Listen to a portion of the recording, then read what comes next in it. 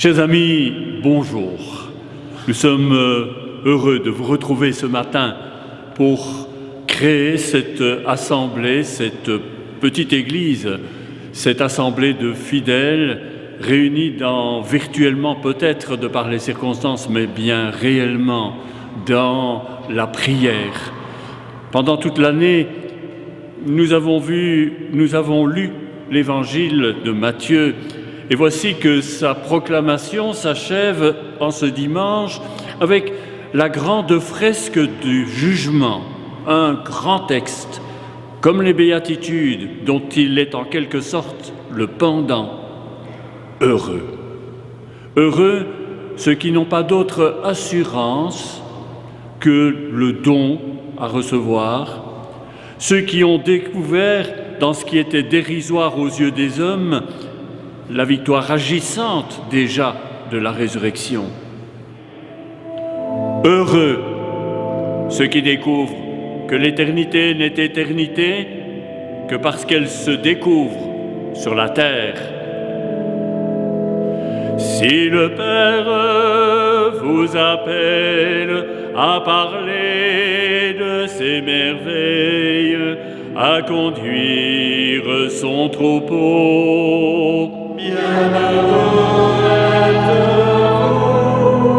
Si le monde vous appelle à marcher vers la lumière pour trouver la vérité, bienheureux êtes-vous. Si l'Église vous appelle à sa mère avec patience pour que lève un blé nouveau, bienheureux êtes-vous. Tressaillez de joie, car vos noms sont inscrits pour toujours dans les cieux. Tressaillez de joie, car vos noms sont inscrits dans le cœur de Dieu. Christ est roi. Christ est ressuscité d'entre les morts, pour qu'en lui tous les hommes revivent, et que par lui Dieu soit tout en tous. Christ est roi. Christ est ressuscité d'entre les morts, pour qu'en lui tous les hommes soient rassemblés, et que par lui l'univers soit transfiguré. Christ est roi.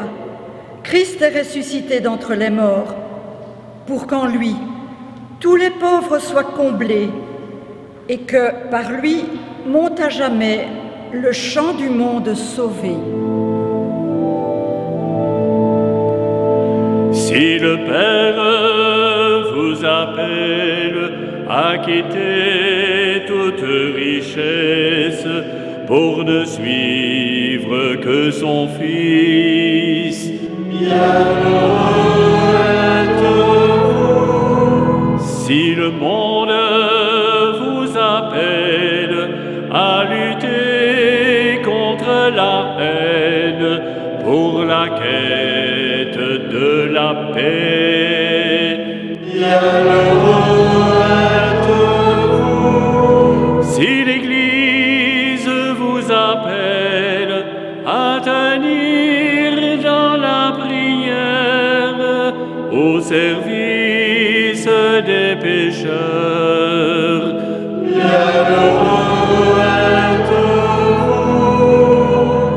Tressaillez de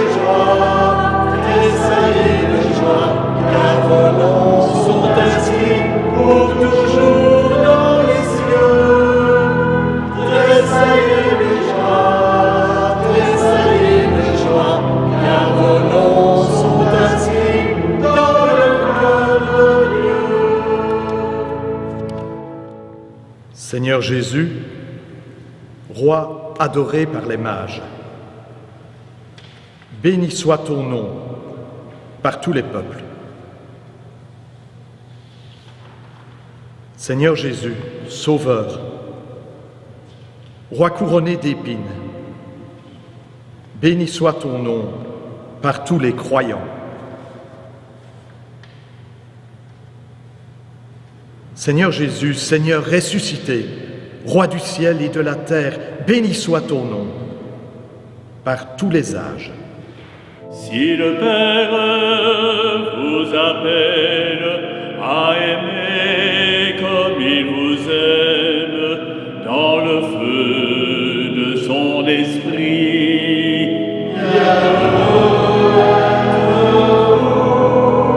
si le monde vous appelle à lui rendre une espérance, à lui dire son salut, si l'Église vous appelle à peiner pour le royaume aux travaux de la moisson,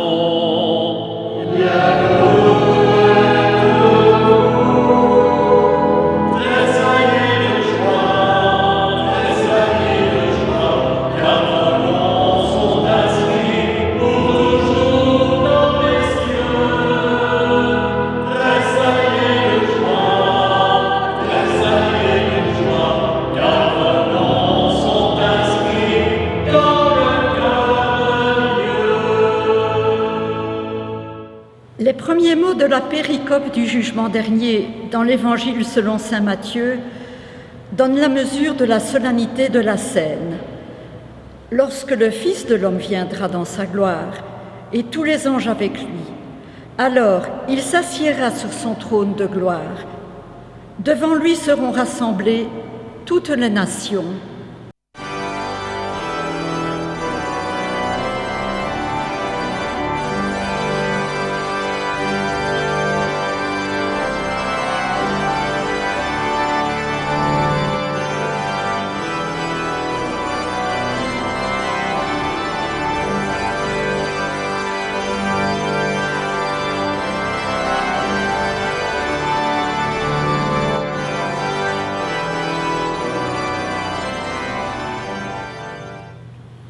De l'Évangile selon saint Matthieu. Toutes les nations seront rassemblées devant lui. Il séparera les hommes les uns des autres, comme le berger sépare les brebis des chèvres. Il placera les brebis à sa droite et les chèvres à sa gauche. Alors le roi dira à ceux qui seront à sa droite, « Venez, les bénis de mon Père, recevez en héritage le royaume préparé pour vous, car j'avais faim et vous m'avez donné à manger. J'étais nu et vous m'avez habillé. » Alors les justes lui répondront, « Mais Seigneur, quand est-ce que nous t'avons vu Tu avais donc faim et nous t'avons nourri. Tu étais nu et nous t'avons habillé. Et le roi leur répondra, Amen, je vous le dis, chaque fois que vous l'avez fait à l'un de ces petits qui sont mes frères, c'est à moi que vous l'avez fait. Alors il dira à ceux qui seront à sa gauche, Allez-vous-en loin de moi, maudits, car j'avais faim et vous ne m'avez pas donné à manger. Chaque fois que vous n'avez pas fait à l'un de ces petits, à moi non plus, vous n'avez pas fait.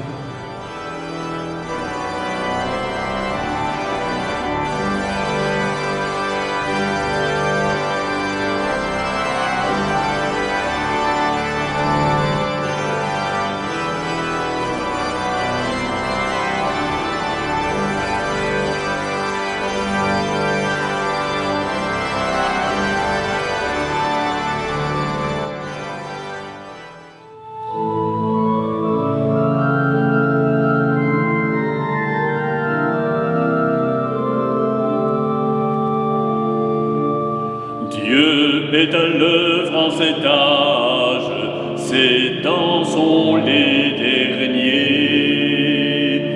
Dieu est à l'œuvre en cet âge, son jour va se lever. Ne doutons pas du jour qui vient, la nuit touche à sa fin. Et l'éclat du Seigneur va remplir l'univers, lequel l'eau ne couvre les mers.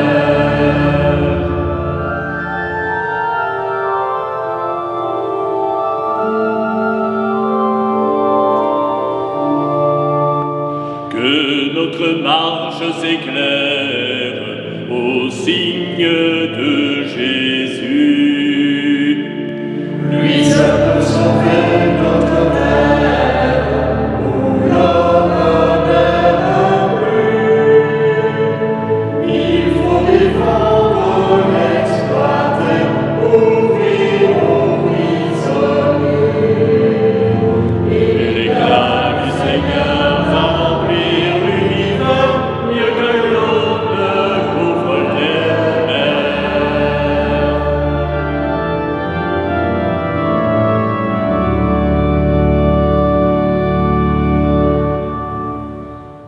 Du prophète Ézéchiel. Parole du Seigneur Dieu. Maintenant j'irai moi-même à la recherche de mes brebis. Je veillerai sur elles, comme un berger veille sur les brebis quand elles sont dispersées. Ainsi je veillerai. C'est moi qui ferai paître mon troupeau. La brebis perdue, je la chercherai. L'égarée, je la ramènerai. Celle qui est blessée, je la soignerai. Celle qui est faible, je lui rendrai des forces. Celle qui est grasse et vigoureuse, je la garderai. Et toi, mon troupeau, apprends que je vais juger entre les brebis et les brebis, entre les béliers et les boucs.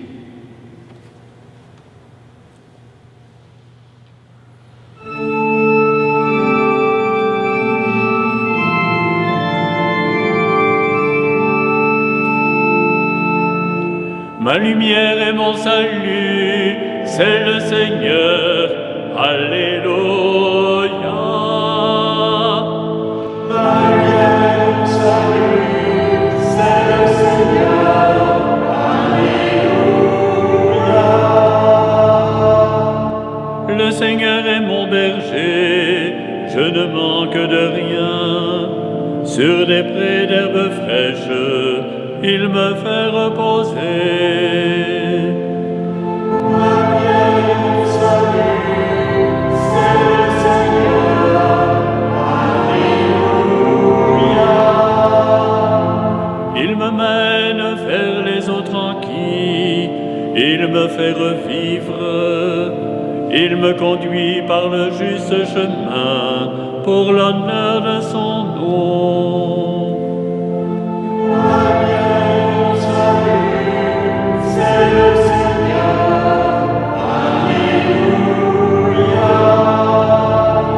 Si je traverse les ravins de la mort, je ne crains aucun mal, car tu es avec moi, ton bâton me guide et me rassure.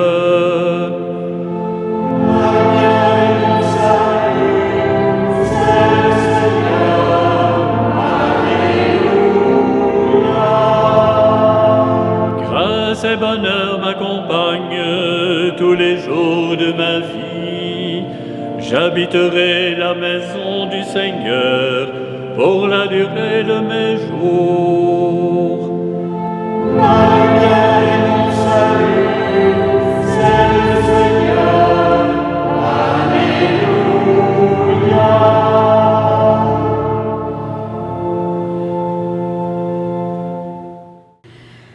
Le Christ est le berger sauveur, sa résurrection et jugement de l'histoire des hommes. Sa victoire sur la condamnation des puissants manifeste que les évidences humaines sont renversées. Le jugement de Dieu a été manifesté. Heureux les pauvres. La deuxième lecture de ce dimanche est extraite de la célèbre catéchèse paulinienne sur la résurrection dans la première lettre aux Corinthiens. Par son incarnation, le Christ a pris sur toute la vie des hommes. Par sa résurrection, il dévoile la portée d'éternité engagée en toute vie humaine. Les gestes les plus ordinaires deviennent ainsi œuvre du salut.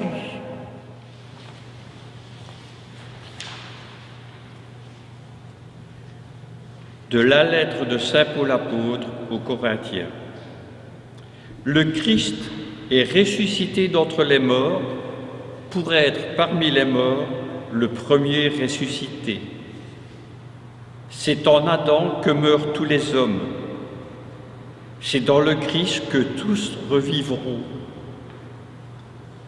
Lorsque viendra le Christ, tout sera achevé. Quand le Christ remettra son pouvoir royal à Dieu le Père, après avoir détruit toutes les puissances du mal, alors Dieu sera tout en tous.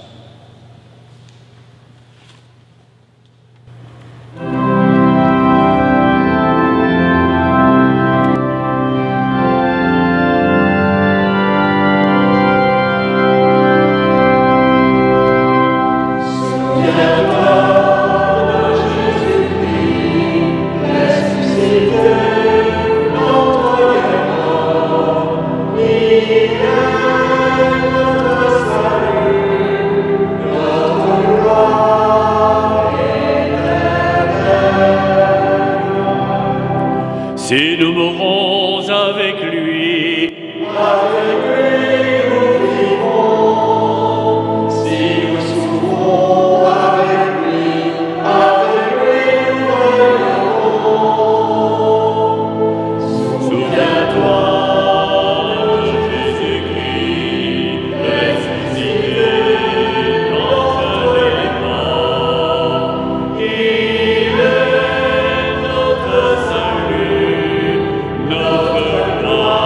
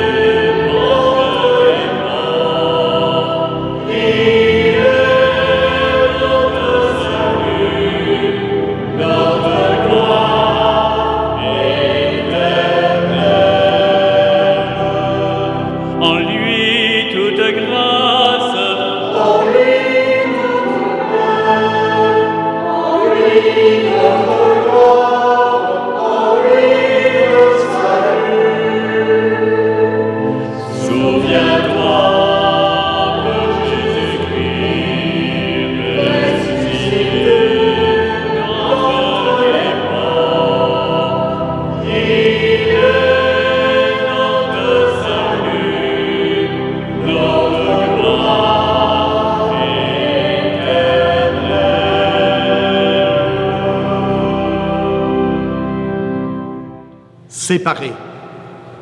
Au livre de la Genèse, c'est le travail des 3 premiers jours de la création. La lumière des ténèbres, les eaux sous le firmament, des eaux au-dessus, la terre de la mer.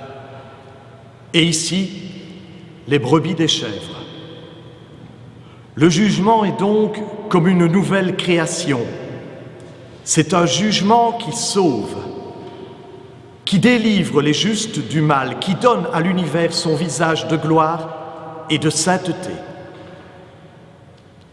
Nous sommes dans le temps de l'ivraie et du bon grain mélangés, mais viendra la moisson.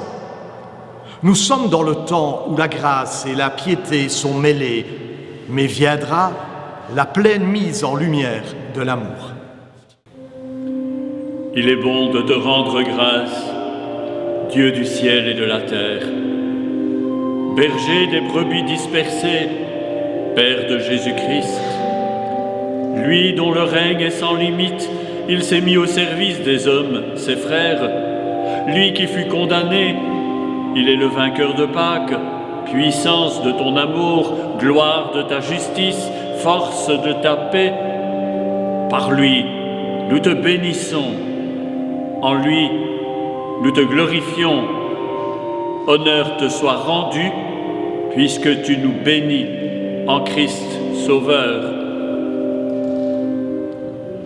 Le monde ancien s'en est allé, un nouveau monde est déjà né. Nous attendons le jour de Dieu qui transfigure terre et cieux.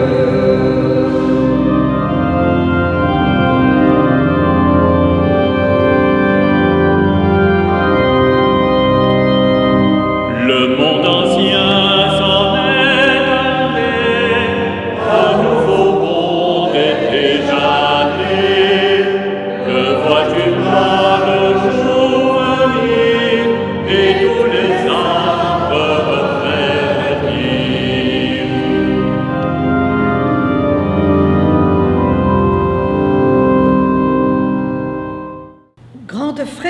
de l'évangile de Matthieu, le signe du Fils de l'homme apparaît, et c'est le rassemblement général des aimés de Dieu qu'il va chercher aux 4 coins de la terre.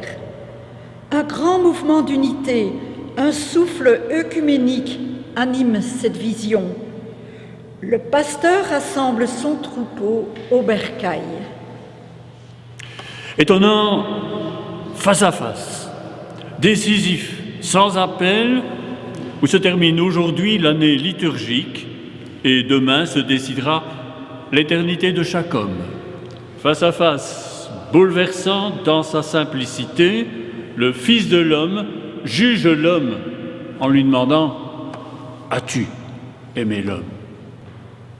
La rencontre du roi ne sera pas ce que nous imaginons. Ce n'est pas dans la fulgurance du ciel que les hommes auront l'entrevue décisive. Le face-à-face, c'est pour aujourd'hui. Car depuis le jour où Pilate s'est écrié « Voici l'homme », Dieu a fait cause commune avec l'homme.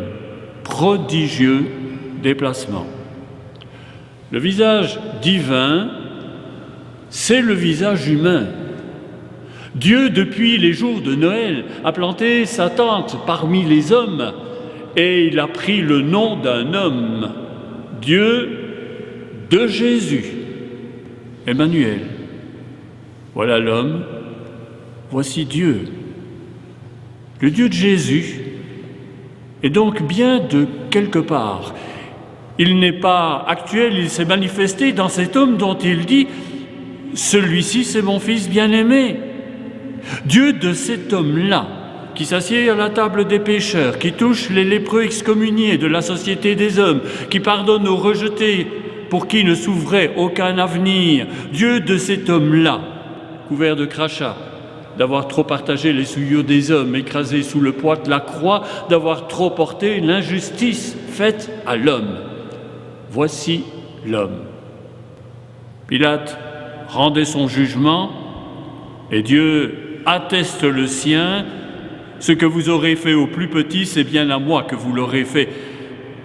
Si j'en crois ce que Jésus dit donc de la vie et du bonheur, Dieu n'est pas n'importe où. Il est là où des hommes prennent la défense des hommes, où des hommes et des femmes ébauchent, autant que faire se peut, un monde de justice et de paix, où des hommes et des femmes essayent de donner chair à l'amour. Seigneur, quand donc avons-nous vu ton visage? Parole de paix pour ceux qui ont donné leur vie à la cause de l'homme, puisque Dieu n'est pas à chercher ailleurs. Parole tragique pour ceux qui ont prié sans aimer, qui ont pratiqué la religion sans pratiquer la justice, qui ont voulu gagner l'éternité en se détournant de la terre, car Dieu est pour l'homme, avec l'homme, et nul homme n'a le droit de ne pas être un homme et de ne pas aimer tout homme. Celui qui aime sera béni. Aimer, c'est-à-dire voir l'autre avec les yeux du cœur. Quand nos yeux verront Jésus-Christ face à face, nous contemplerons le visage de tous ceux que nous avons aimés. Grande icône, faite de ces milliers, de ces millions de visages d'hommes. Grande icône faite de vos visages, à vous qui, vaille que vaille, dans les hôpitaux, avez tendu la main vers l'autre et soigné les corps et les cœurs. Grande icône faite de vos visages, à vous qui avez tendu la main pour essayer d'apaiser les peurs. Vous qui avez essayé de trouver des solutions pour renouer encore et toujours des solidarités et un peu plus de partage. Certes, l'on dira c'est bien peu de choses, mais c'est le signe d'un grand amour. Celui que Dieu met au cœur de chacun de ceux qui se confient à lui et à tous les autres. Et ce, peu de choses. S'il ne change pas l'univers, donne bien plus que nos discours, un sens, une direction qui fait pressentir ce qu'est le salut. Ce jour-là, nous sera révélée l'immense portée, celle d'éternité, de ce qui était caché, anodin et quotidien. Ah Seigneur, je ne savais pas. Ce sera le cri d'émerveillement de celui à qui il est donné désormais de voir, jour du jugement, jour du dévoilement. Au fronton de nos cathédrales, les sculpteurs l'ont taillé dans la pierre, et j'aime ces jugements derniers au tympan séculaire de nos églises. Je les aime parce que la foule des chrétiens, des touristes, des passants ne cesse de les regarder, mais aussi de se refléter en eux et d'y trouver son horizon. Ce sont ces bouquets de visages autour d'un seul visage. Mais attention, l'horizon n'est pas celui du crépuscule des temps. Dieu ne sort pas d'un ciel d'indifférence, car c'est bien aujourd'hui que se déroule cette scène grandiose. Et ne l'oubliez pas, l'avez-vous déjà remarqué, que le Christ, au-dessus des portails de nos cathédrales, regarde vers la ville.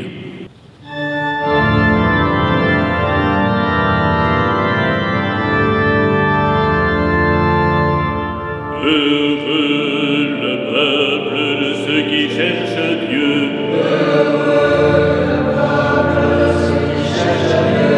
Heureux es-tu, toi qui cherches le Seigneur.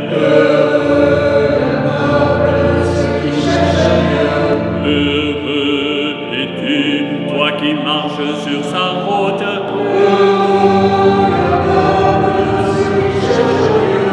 Heureux es-tu du travail de tes mains.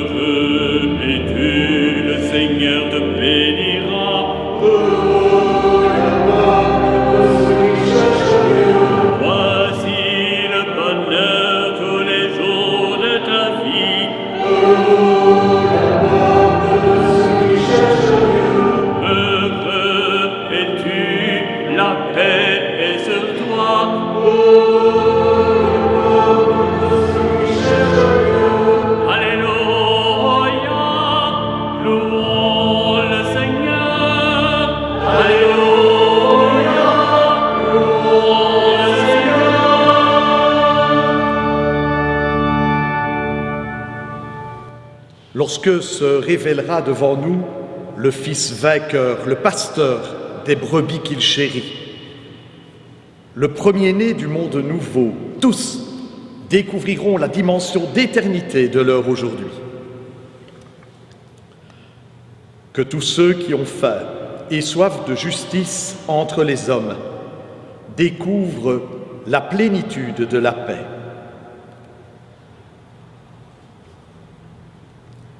Que tous ceux qui ont dû quitter la terre de leur père, au Moyen-Orient, en Afrique notamment, découvrent la quiétude d'un nouveau foyer.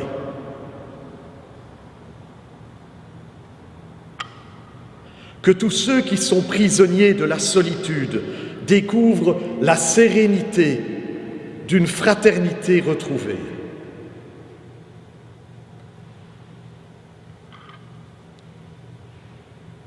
Que tous ceux qui, avec courage et détermination, affrontent la pandémie puissent être réconfortés par les guérisons arrachées à cet ennemi sournois, par les sourires retrouvés, les solidarités renouées, les gestes d'attention inventés, les engagements citoyens. Combattant la mort, ils sont fortifiés par ces gestes de vie.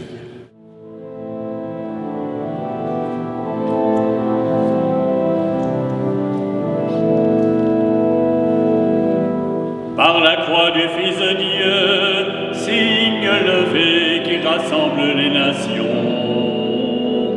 Par le corps de Jésus-Christ, dans nos prisons, innocents et torturés.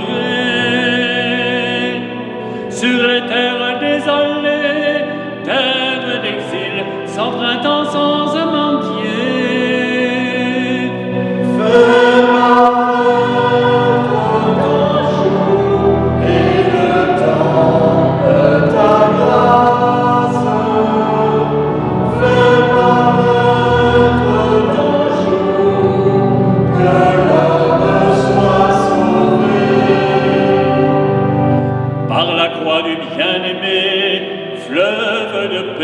Aux appreuves toute vie. Par le corps de Jésus-Christ, hurlant nos peurs dans la nuit des hôpitaux. Sur le monde que tu fis, pour qu'il soit beau et nous parle de ton nom. Fais paraître ton jour et le temps de ta grâce. Fais paraître ton jour, que l'homme soit sauvé. La fin peut marquer de nouveaux commencements. Le futur est révélé pour nous aider à vivre une véritable vie d'aujourd'hui. La vision apocalyptique du jugement dernier refuse de voir le futur comme un accident du destin ou l'humanité comme malheureuse victime. Elle révèle que notre futur sera la conséquence directe des choix quotidiens que nous faisons. Ce que vous avez fait au moindre des hommes, c'est à moi que vous l'avez fait. Encouragés à servir nos frères, chers amis, je vous souhaite une très bonne semaine. J'espère vous retrouver la semaine prochaine pour commencer avec vous une nouvelle année liturgique. Durant cette semaine, prenez vraiment bien soin de vous, des vôtres, et surtout, prenez soin de votre espérance.